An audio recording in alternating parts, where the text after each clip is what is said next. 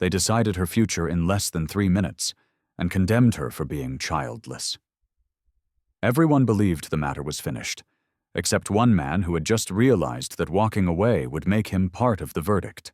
Clara Whitfield stood still, her hands folded tightly in front of her, her face composed not because she felt strong, but because she had learned that visible pain only encouraged people to explain why it was justified. And as chairs scraped and men rose from their seats, already satisfied with the fairness of what they had done, Clara understood that the town had not merely judged her, it had erased her. She walked out before anyone could offer polite sympathy, because sympathy was another way of confirming that her life had ended where others expected it to. And outside, the sunlight felt unreal against the weight in her chest, the dust rising beneath her steps as if the ground itself were marking her exit.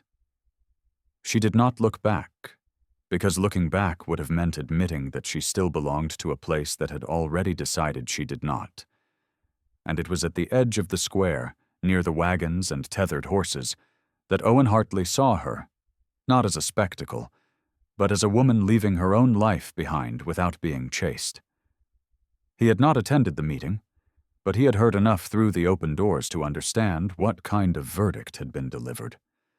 And as he watched Clara pass him with the calm, disciplined walk of someone who refused to beg for mercy, he felt something in him tighten, not with anger, but with recognition, because he knew that cruelty was most dangerous when it was polite, and that silence was the most efficient weapon a crowd possessed. And he also knew something else. If he stepped forward now, he would not only challenge the town, he would make an enemy of every man who believed she deserved to be erased. He did not speak her name or offer comfort, because comfort would have made him another observer pretending to help. And as Clara moved past him, without knowing she had been seen, Owen understood that if he did nothing, he would become part of the verdict she had just survived. And in that moment, the choice formed in him not as emotion, but as certainty, because he knew that whatever the town had decided for her, he was about to decide something else entirely, something that would place him directly against the judgment of everyone she had ever known. And he took his first step after her before doubt could teach him how to walk away. Clara did not slow down when she stepped beyond the square, because slowing down would have meant accepting that the town still had the right to watch her, and she refused to give them that satisfaction. Yet even as she walked with steady steps, she felt the invisible weight of eyes that had already decided she was finished, and she understood that leaving was not escape, but exile dressed in daylight. She reached the well at the far edge of town and stopped only when her breath betrayed her composure, her fingers tightening around the wooden rail as if holding herself in place required more effort than movement. And it was then she heard footsteps behind her that did not carry the rhythm of curiosity or pity, but something slower, deliberate, almost careful. And before she could turn, a voice spoke her name, not loudly, not urgently, but as if it were still allowed to belong to her. Owen Hartley stood a few steps away, his hat in his hand, his posture calm, and in the quiet space between them Clara felt something more unsettling than judgment, the possibility that someone had actually seen what had happened inside the hall. He did not ask what the town had decided, because they both knew the answer, and he did not offer sympathy, because sympathy would have placed her beneath him. So instead he asked a simpler question, one no one had asked her all day. "Where will you go now?" Clara hesitated, not because she wanted to share her plans, but because she had none. And in that moment she realized that the town had not only stripped her of status, it had stripped her of direction, leaving her suspended between a life she could no longer return to, and a future she had never been allowed to imagine. Owen seemed to sense the weight of her silence, and he told her that roads chosen in humiliation rarely led anywhere kind, and that sometimes the most dangerous thing was not staying, but leaving too quickly without knowing where you are running. The words were not commands, but they carried an unexpected gravity. and Clara felt a flicker of resistance rise inside her, because accepting guidance from a stranger felt dangerously close to surrender. Yet as she looked at him more closely, she realized something that made her pulse quicken. He was not trying to save her. He was trying to give her time. And somewhere behind them, unseen by Clara, men from the hall were already beginning to wonder why Owen Hartley was speaking to the woman they had just erased. Because in a town where silence maintained order, a single conversation had the power to break it. She did not answer Owen immediately, because answering would have meant admitting that she was standing on ground she did not understand, and she had spent too many years pretending to understand everything just to survive. The wind moved across the empty road beyond the well, carrying dust and the faint sound of wagons leaving town. And Clara felt the strange sensation of being left behind, not physically, but socially, as if the town had already begun rewriting its story without her in it. Owen did not move closer or step away, and the steadiness of his silence unsettled her more than words would have, because it suggested he was not measuring her worth or patience, but waiting for her to choose something freely. When she finally told him that she did not know where she would go, the admission felt heavier than shame, because it revealed how completely her life had been designed by expectations she had never chosen. Owen listened without interruption, then said quietly that towns often mistook usefulness for value, and that anyone who failed to meet their narrow definitions eventually became a threat to their sense of order. And as he spoke, Clara realized that he was not describing her, but the town itself. They began walking slowly along the road that led away from the square, not as an escape, but as a deliberate widening of distance. And with every step Clara felt the tension in her chest shift, because the further she moved from the hall, the less real its judgment began to feel. Owen told her about his ranch without embellishment. The work, the quiet, the way land demanded honesty from those who lived on it. And Clara listened not because she wanted to go there, but because imagining a place where she was not constantly evaluated felt like imagining a language she had never been allowed to speak. When they reached the rise where the road opened into the fields, Owen stopped and said he would not tell her what to do, because lives pushed too hard in one direction often shattered before they found balance, but that if she needed time before returning to a town that had already decided her fate, she could stay at his ranch for a few days without obligation or explanation. The offer landed sharply, because it was neither charity nor command, and Clara felt the first real fear of the day. Not fear of rejection, but fear of possibility, because accepting meant stepping outside the identity the town had assigned her, and refusing meant walking back into a life that had already been declared incomplete. As she looked out over the open land beyond the rise, she realized that this was not an invitation to be rescued, but a challenge to decide whether she was willing to exist beyond the story others had written for her, and far behind them, in the fading distance, the town had already begun to notice that Clara Whitfield was not coming back the way they expected, because sometimes the most dangerous act in a controlled world is not rebellion, but hesitation. Clara did not answer Owen at once, because she understood that a single word from her could change the shape of everything that followed, and she had lived too long in a world where her words were either ignored or used against her.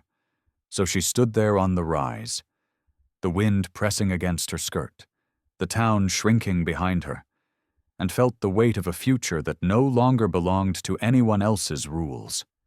When she finally nodded, the movement was small but decisive, and Owen did not smile or question her. He simply turned toward the road and began walking, as if her choice had not surprised him, but confirmed something he had already prepared to respect. The journey to the ranch unfolded in quiet stretches, broken only by the rhythm of hooves and the sound of land opening wider with every mile, and Clara felt something unfamiliar loosen inside her. Not because her fear had vanished, but because fear was no longer being fed by a crowd. When the ranch appeared against the horizon, It was not grand or imposing, but steady, shaped by work rather than display. And Owen showed her where she could rest, where water could be found, and where the boundaries of the land began and ended, speaking with the practical tone of someone who did not believe hospitality required performance. That evening, as the sun dropped low and shadows stretched across the fields, Clara began to believe, cautiously, that this place might allow her to exist without explanation, but the sound of approaching hooves shattered the fragile calm, and when she looked toward the road, she saw two riders moving toward the gate with the unmistakable posture of men who carried questions disguised as concern.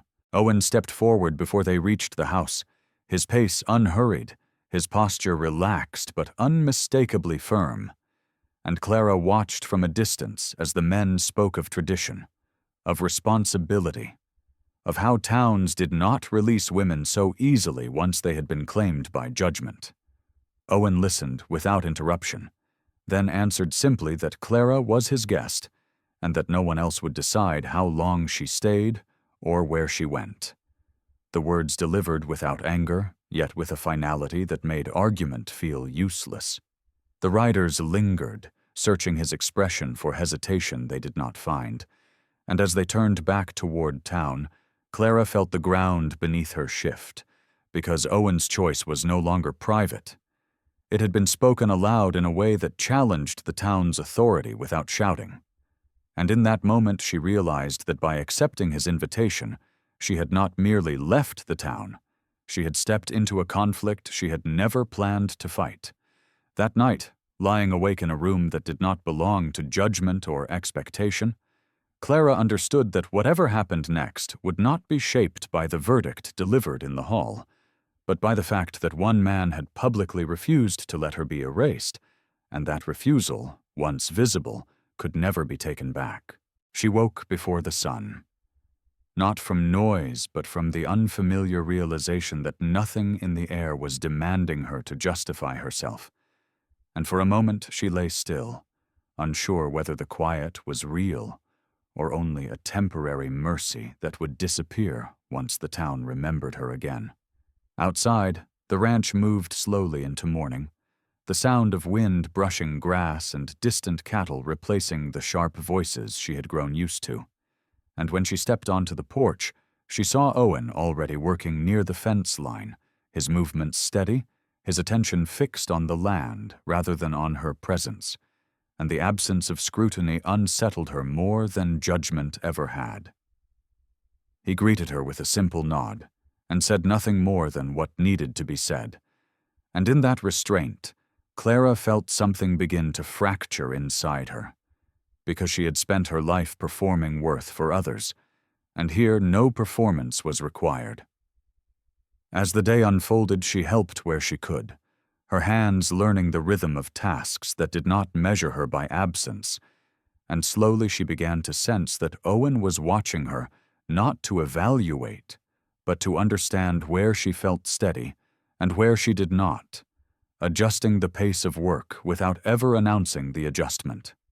By midday, a wagon appeared on the road, its outline too familiar to ignore, and Clara felt her shoulders tighten before her mind caught up with the feeling, because she recognized the posture of people who came not to ask, but to reclaim.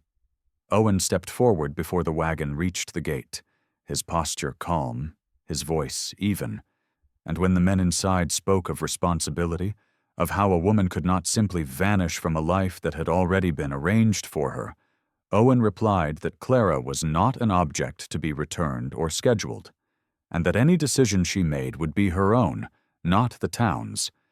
And as the wagon lingered, uncertain and unsatisfied, Clara realized that Owen's words had shifted something dangerous into the open, because by refusing to cooperate with the town's expectations, he had turned her private escape into a public statement. When the wagon finally turned back toward town, the dust it left behind felt heavier than silence. And that evening, as Clara sat on the porch watching the horizon darken, she told Owen that she would not stay if she was merely being tolerated out of kindness or obligation, that she would leave if her presence here was only a temporary shelter from judgment.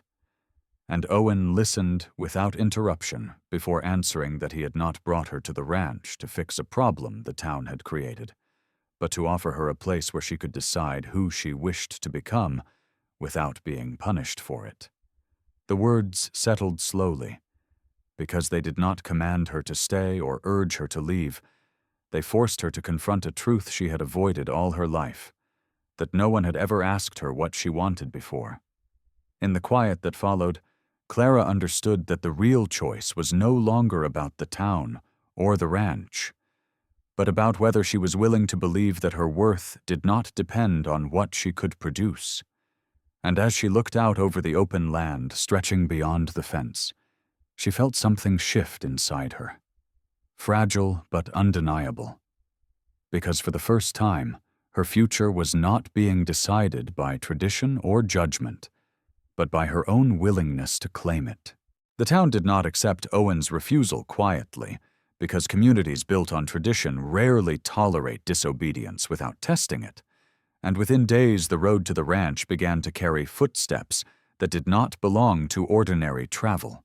Footsteps shaped by curiosity, resentment, and the subtle fear of losing control over a story they had already written. Clara sensed the change before she saw it, because tension has a way of arriving ahead of people. And when 3 riders appeared one afternoon at the edge of the property, she felt the familiar tightening in her chest that came from years of being watched rather than understood.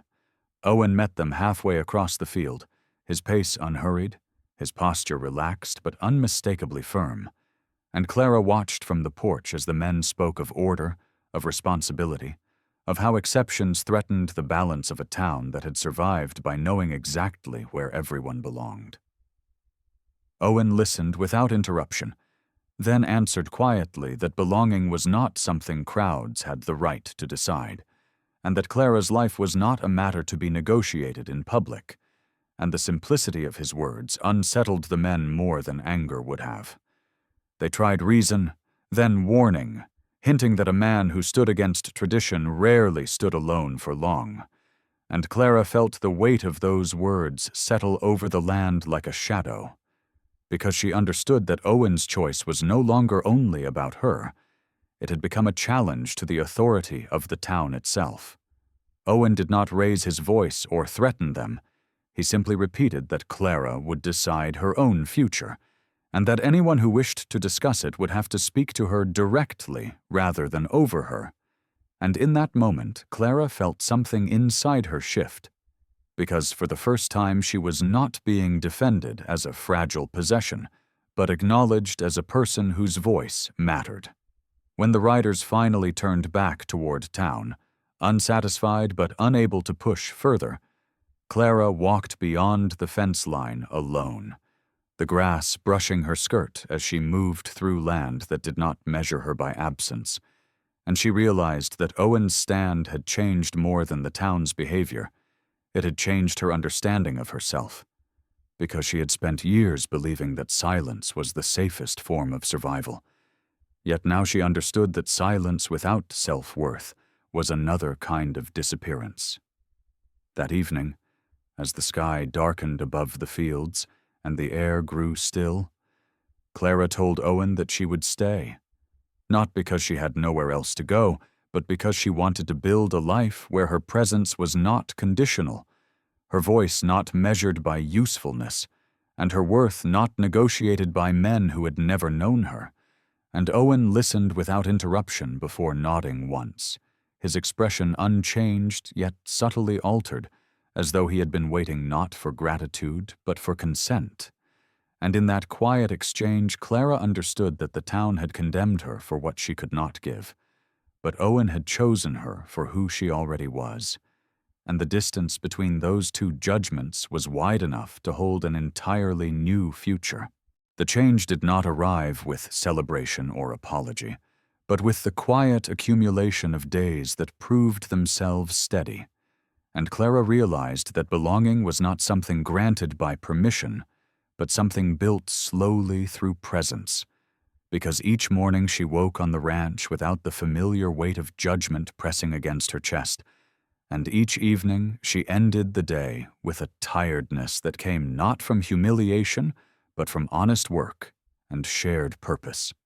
The town did not forget her, but it no longer controlled her, and when she rode beside Owen into the market weeks later, the looks she received were different. Not kind, not cruel, but uncertain, as though people were struggling to reconcile the woman they had condemned with the life she now stood firmly inside. And uncertainty, she learned, was the first sign that old narratives were breaking.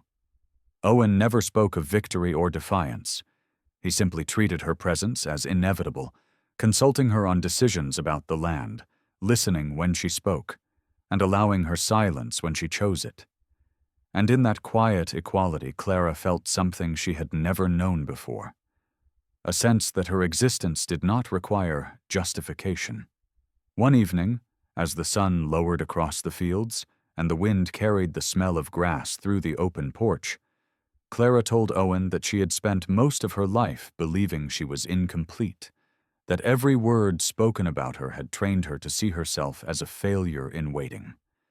And Owen answered that he had spent most of his life believing loss was something to be endured alone, that silence was safer than hope. And in the honesty of that exchange, Clara understood that what had brought them together was not pity or rescue, but recognition. The quiet understanding that two people shaped by absence could still choose fullness without apology.